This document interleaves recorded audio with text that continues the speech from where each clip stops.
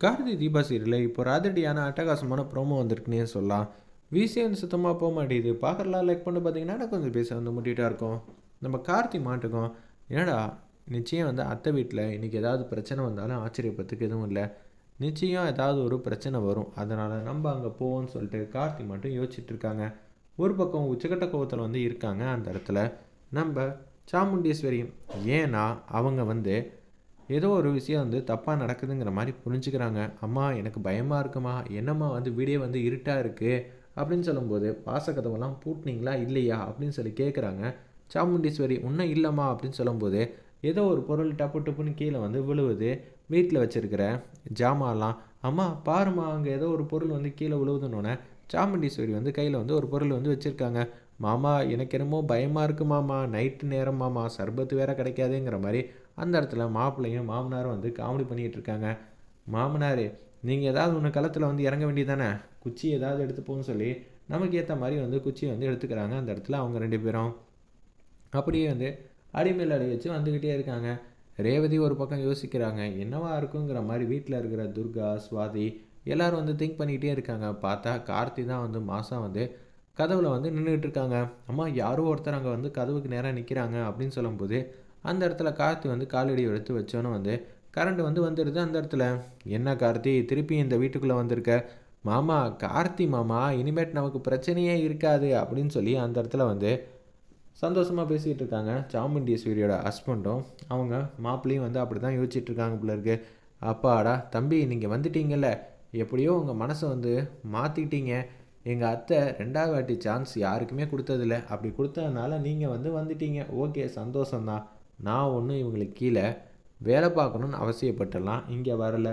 ஏதோ உங்கள் வீடு வந்து பிரச்சனையாக இருக்குது, இன்னும் 3 பொண்ணுங்க இருக்காங்க, அது மட்டும் இல்லாமல் சாமுண்டீஸ்வரி அம்மாவுக்கு பிரச்சனை வரக்கூடாதுன்னு தான் நான் வந்து யோசிச்சுட்ருக்கேன், மற்றபடி ஒன்றும் இல்லைங்கிற மாதிரி அந்த இடத்துல வந்து சொல்கிறாங்க நம்ம கார்த்தி.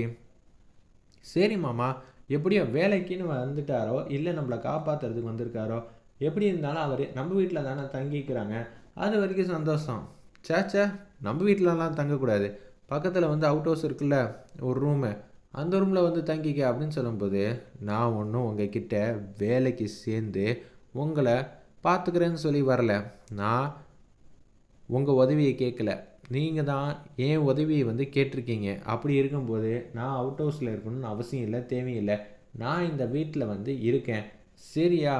இல்லைனா சொல்லுங்கள், இப்பயே நான் வீட்டை விட்டு போகிறேன்னு சொல்லி அந்த இடத்துல வந்து சாமுண்டீஸ்வரிக்கு நேராக வந்து பேசுகிறாங்க.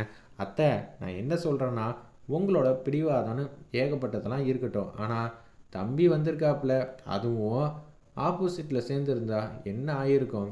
ஓ அதை வேற அவன் பண்ணுவானா அப்படின்னு சொல்லி யோசிச்சுட்ருக்காங்க நம்ம சாமுண்டீஸ்வரி. இதான் சரியான சந்தர்ப்பம், இவன் கண்டிப்பாக அக்கா டீமில் இருக்கவே கூடாது, எங்கள் ஹஸ்பண்டு டீமில் இருந்தாலும் பரவாயில்ல அப்படின்னு சொல்லி அந்த இடத்துல வந்து சாமுண்டீஸ்வரி தங்கச்சி வந்து யோசிக்கிறாங்க.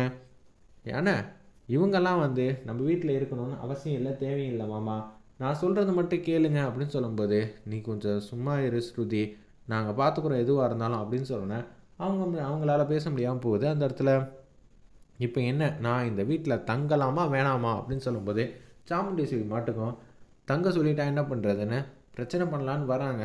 அந்த இடத்துல ஸ்ருதி அவங்களோட தங்கச்சி. அப்பன்னு பார்த்து சாமுண்டீஸ்வரி மாட்டுக்கும் உள்ளே குடுக்குடுன்னு போகிறாங்க.